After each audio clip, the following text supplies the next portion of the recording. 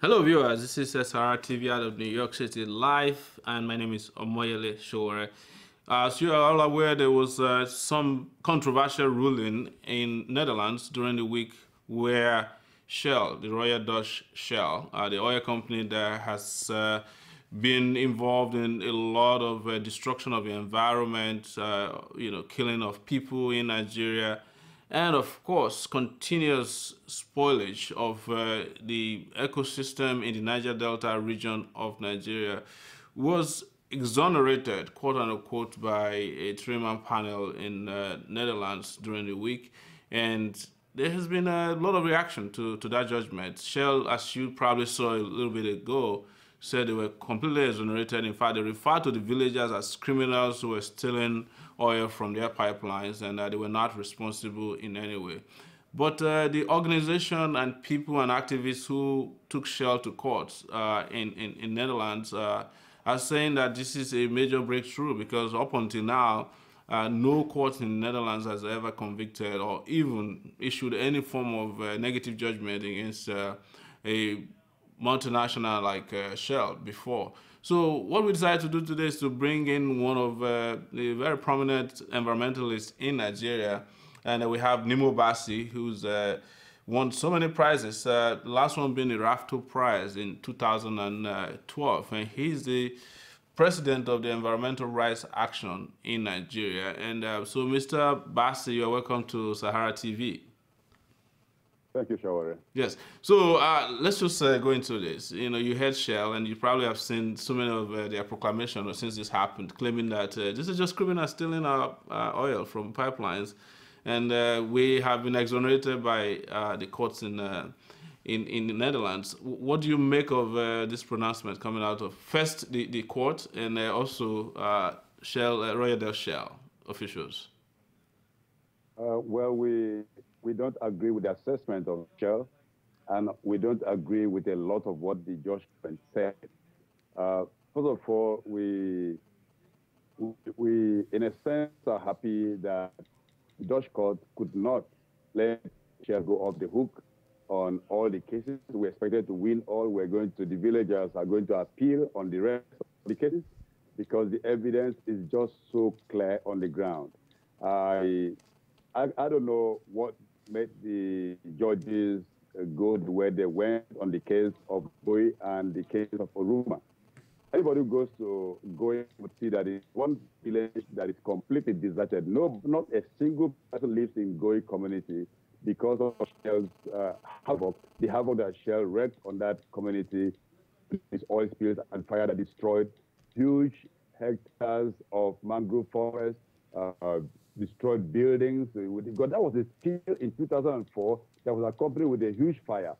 The entire village was burned down. Fish ponds, bakeries, people's homes, schools, everything gone. If you go to Goi today, nobody lives there. And the Goi people are now refugees scattered through Ogoni land. And the people, you still find oil sheen on the waters in Goi community. And the people are still, those who still go back, they see what they can find in terms of picking up crabs or stuff. They're getting really polluted materials from that place. In the case of Oruma, the pipe that erupted in 2005 was buried 6 feet in the ground. It's not even a pipe that runs above the surface of the ground. That's roughly 1.8 meters beneath the surface of the ground. And the leakage was at the underside of that pipeline. And simple logic would show clearly, if somebody wants to sabotage a pipeline, you're not going to dig into the ground 6 feet, 2 meters, and then you don't bust the pipe from the top. You go it as if we're a rat or something. And so really this is very insulting to the intelligence of the people. We couldn't comprehend it.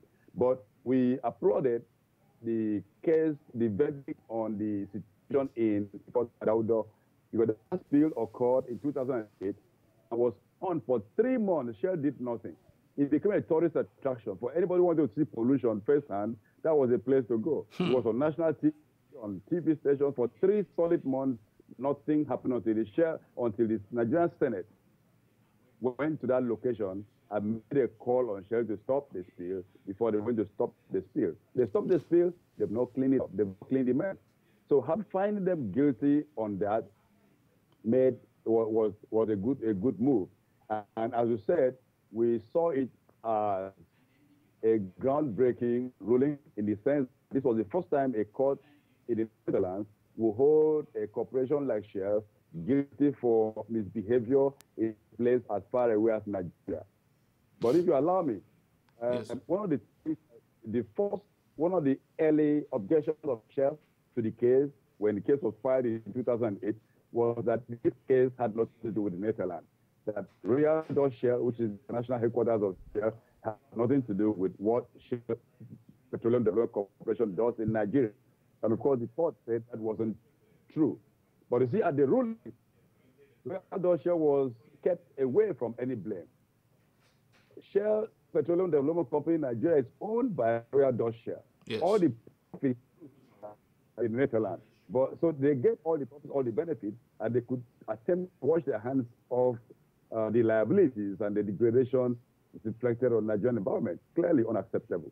Yes, because I need to just buttress that to our viewers that I think Nigeria is one of the places where they make the most profit every year. So isn't it bizarre that the court will rule that these two organizations are not related when all the profits made from Niger Delta region is reflected in the statement of account of Royal Dutch Shell? Globally, this is worldwide.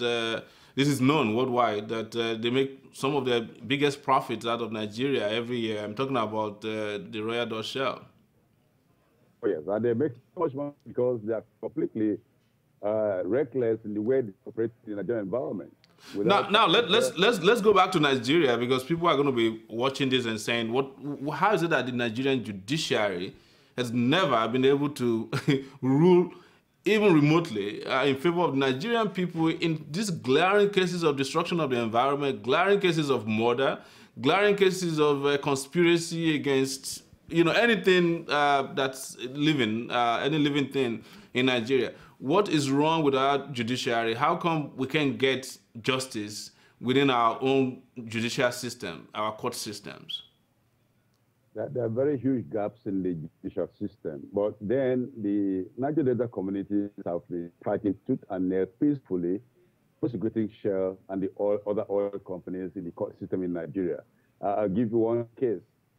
In 2005, the Federal High Court sitting in Benin City in Nigeria found Shell guilty of unconstitutional behavior by gas flaring, burning gas in the Werakan community in Delta State of Nigeria. And they were asked to stop flaring in that community. This was in November 2005. As we speak, there has been no appeal. Shell only said they had intention to appeal. They have not appealed against that judgment, and gas flaring is still going on at the Werakan community. Now, in that suit, we joined, both the community people joined both Shell and the Attorney General of Nigeria, and so both are more or less above the law. They don't do anything. This is what's wrong with the legal system. Even when you have judgment, there's no implementation. And of course, the oil companies know how to play around the system. So even when judgment is passed, they could appeal and keep on appealing, moving from one level to another. And they have all the time and all the money, all the lawyers to back them up. And poor communities don't have the time, they don't have the resources, and they're being punished for being host to this kind of corporation. I wanted to ask you quickly before you go ahead. You have the BP spill in the U.S., and BP has access to some of the most powerful lawyers in the world. They have money, they have a war chest, but yet the U.S. government successfully imposed a huge amount of fines on BP. So much of that is also going to people who are directly impacted and affected. In fact, somebody was saying a few days ago that the amount of money that the U.S. government ended up having BP pay for that one particular incident is up to the budget of about 5 West African countries. And here we are. What is going to happen? How much is the judgment that favored the villagers in Nigeria? How much is Shell going to pay for that aspect, that little aspect of conviction that they got? Liability that they got from this case. How much are we looking at? How is that going to be implemented? Can you break it down to our level? Well, sure. I think you are leveling. We are at the same level. So now, let me just comment on the BP issue in the United States and how much they've been gotten to pay, and also how much they are ready to pay. That's system is quite interesting because the government was very strong on BP to a large extent, although there are also gaps there. Yes. But in Nigeria, the judgment against Shell with regard to Colorado, we don't yet have an idea how much the settlement would be. But you remember that Shell also has been found guilty, more or less, or has said guilty in the case of the spill in Bodo that occurred 2008 and 2009, and that case is in the UK. And right now, I understand they're still negotiating about what they're going to do, and they're offering the people something very paltry that they would not even begin to look at. So we are expecting a long struggle with regard to what they're going to pay to the Kodadaodo people. They're going to be kicking and screaming and pretending, of course, trying to show that they are not really guilty of anything. They've become masters in spin over the years. And now, the Nigerian government did place a fine on Shell with regard to Bonga oil spill. Bonga oil spill occurred in December 2011. And that spill was Shell accepted. According to Shell, they said 40,000 barrels of crude oil were spilled. We believe that it was much more than, because the spill was from 100 kilometers offshore onto the coastlines of the Niger Delta, polluting a long stretch of the coastline. And the government said Shell should pay $5 billion for damages for that. Now, when Chevron had a major gas rig explosion earlier in January 2012, and 10 kilometers offshore, that destroyed the ecosystem, killed whales and many other aquatic life forms, the government placed a fine of $3 billion on Chevron. But both Chevron and Shell just laughed off, saying that the government has no authority to pay. And I was so shocked to hear, to read a report today, quoting the Senate Committee Chairman on Environment as saying that the fines were unconstitutional.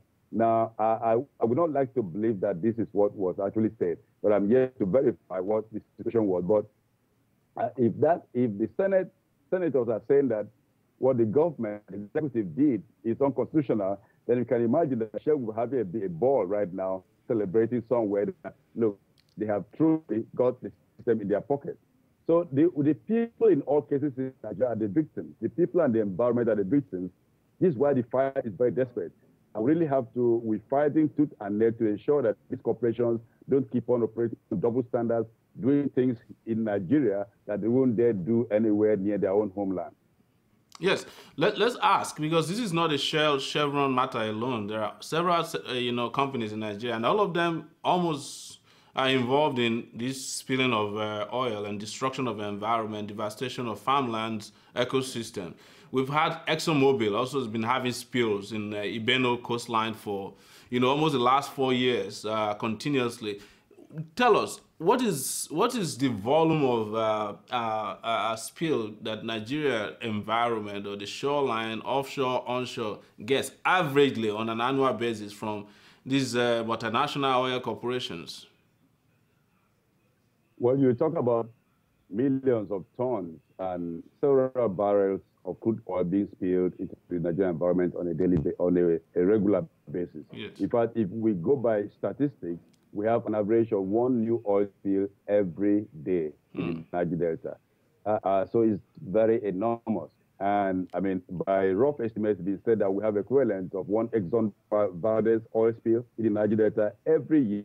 And this is going on for, as you know, about 54 years and pushing on to 55 years. So it's been a huge quantity of crude oil being dumped into the Niger Delta environment. The Niger Delta environment is reputed as one of the most polluted places on earth. And by my estimation, some of those communities, some of the environment actually have been killed. They are not likely going to ever recover, except maybe in a very long time to come by natural processes. Because as far as we see now, there's no deep resolve or effort at any level to restore the environment. Take, for example, the assessment of the Ogoni environment by the United Nations Environment Program. Yes. They produced a report that showed that the Ogoni environment, all the waters in Ogoni land are polluted. And some places with benzene, which is a cancer-causing agent, up to 900 times above World Health Organization standard. And the soil in some places in Ogoni land are polluted to a depth of 5 meters. I mean, that is enormous. 5 meters, about 15 feet plus. Yeah. As far as you can dig into the ground, you find the land is polluted. And sadly or shockingly, or of course realistically, UNEP said that it will require continuous cleaning of the water, about 25 years to clean up the water and 5 years to clean the land. And the land has to be cleaned before the water. So you talk about the cumulative stretch of time of 30 years to clean up Ogoni land. And life expectancy in that region, in the oil fields of Nigeria, is 41 years. So you talk about people who've been born in pollution, living in pollution, continuously polluted, and they've not known anything except pollution. I mean, this is a crime against humanity. People will ask you, does the Nigerian nation have a Ministry of Environment? Do they have organizations that are supposed to monitor, all of the activities, the environmental activities of the oil companies? Is there any regulation in place? Are there regulators? Are there, do you have an environmental police in Nigeria that can even raise a finger on these matters? Yeah, we have an agency called the Nigerian Oil Spills Detection and Response Agency, yes, which is from the Ministry of Environment. And it's their duty to monitor what is going on and to ensure that there's a response to those incidents. And they say the problem with that agency is that they're not properly equipped or funded. So in terms of monitoring things happening offshore, they have to depend on facilities of the polluters that they're supposed to be monitoring. Wow. That makes it really difficult. No, that's what repeating that, the environmental police relies on, the facilities of the polluters, their helicopters, their boats, to go and monitor their pollution. Wow. That's what is going on, and we are campaigning that agency should be properly funded. And there's an effort by some senators and the National Assembly to review the law setting up that agency, both to have it better equipped and also to give it some authority to penalize those who engage in pollution. So we actually support that move, and we only hope that after it's passed, there also be the will to enforce the regulation. So and we also have, in terms of the Ogoni situation, there was supposed to be an agency set up to focus on cleaning up Ogoni land so that it can be done systematically. Then on the eve of one first anniversary of the UNEP report was on the shelf for up to 1 year and nothing was done. The government set up what is known as hydrocarbon pollution restoration project in the Ministry of Petroleum Resources. And now the Ministry of Petroleum Resources is a polluter. The Nigerian Petroleum Corporation is one of the biggest polluters in the Nigerian environment. So we talk about Shell and Chevron and Exxon-Mobil. We have to also talk about the Nigerian National Petroleum Corporation. They pollute heavily. If you go to Warri in Delta State, you see the impact of the refinery on the communities. And some people can't open their windows because of what is known as carbon black coming out from the petrochemical there. Wow. And then if you go to Port Harcourt and what's going on around the refineries there, it's very massive pollution. So, my brother, what we have here is an environmental emergency. It is not a thing to be kid gloves. It's something that requires real serious attention. This is why I find it very funny when governors are fighting over what they call excess crude funds. And every month they talk about how much money they're going to get. All the money that Nigeria has gotten from oil over the years may not be enough to clean up the Niger Delta. Wow. And if we now to invest in cleanup, in auditing the environment of the Delta, and indeed of the entire Nigerian nation, because pipeline explosions, a lot of it is happening in Ogun State these days and also around Lagos. Yes. If nothing is done, we are sentencing our children and grandchildren to a rather desperate and unacceptable situation. Let me ask you one question, which is very political. The Niger Delta people, were very, very happy when their son, so to speak, became president. Yeah, in your own assessment, has it made any difference that the man who is president is from Niger Delta with a PhD in zoology? He should know a little bit about animals, if not plants. Has it made any difference? Has it brought any of his experience of having been walking around without shoes, without gas stations, without schools, hospitals, has it brought to bear? Has the Niger Delta generally become a better place since their son became president? Question. Sure, I thought you were going to ask me whether it has made a difference, and I would say yes, because in terms of in terms of demanding for the rights and so on, this has gone down because you have your brother as the president who want to rock the boat. Yes. For example, when there was petroleum subsidy uprising a year ago, we found that it was very suppressed in the region where the president comes from. So that is an impact, I would say. But in terms of environmental restoration, or saying yes, we got a glimmer of light that something is happening. The gas flaring is going on, pollution is still going on. People are still drinking toxic water. They're still farming in toxic lands. They're still the air they breathe is not free. So I would say that I would need a microscope search to see whether there's a positive difference. Well, Mr. Nnimmo Bassey is a very notable environmental activist from Nigeria. And one question that I will ask, which is somehow self-serving, is that someone that you and I know, Oronto Douglas was your deputy. You know, there was a time we used to think that Oronto would be the next Ken Saro-Wiwa, you know, of blessed memory. And he's in government today. He's in charge of research and strategy. And you would think that, you know, having known all these issues, analyze it, psychoanalyze it, and, you know, campaign about this issue all over the world, he will be a voice in government, a lightning in the offices of the president to make sure that this thing is done. Have you heard from Oronto since he got into Aso Rock? Have you spoken to him? Do you think he's doing anything at all about this issue? Don't worry. Why do you ask me a question like this? That's why I said it's self-serving. You know, I'd already reported myself before I made that inquiry. Oronto is an environmentalist, my friend, where we talk, and I would tell you that there's very little that one person can do in a system. We have a systemic problem that needs to be treated holistically. Yes. I mean, you could also ask me, you have Ken Saro-Wiwa's son in the presidency. So are these not people who know what is going on? But I think the situation is overwhelming. We need a broader attack on these issues. Yes. Well, Nnimmo, thank you so much for coming on SaharaTV today to discuss the verdict of the Dutch court on environmental pollution carried out by Royal Dutch Shell Company.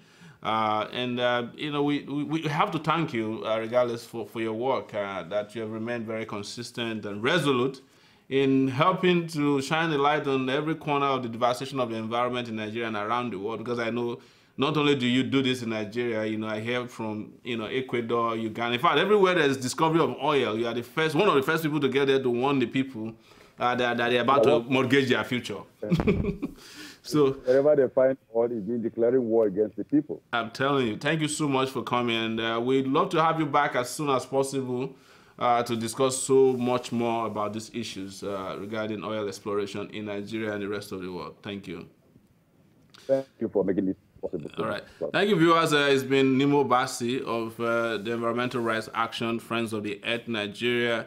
We urge you not to go away. There's a whole lot more in stock for you today. I've been told that our video, which encapsulated Femi Kuti's trip to New York, is available already. So, and a lot more from our people on the ground and our analysts to talk about the immigration reform going on in the U.S. You don't want to miss any of this. Please do not go away. We'll be back.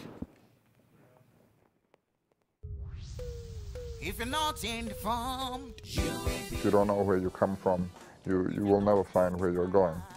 When Nigeria is working, we will all know. PDP and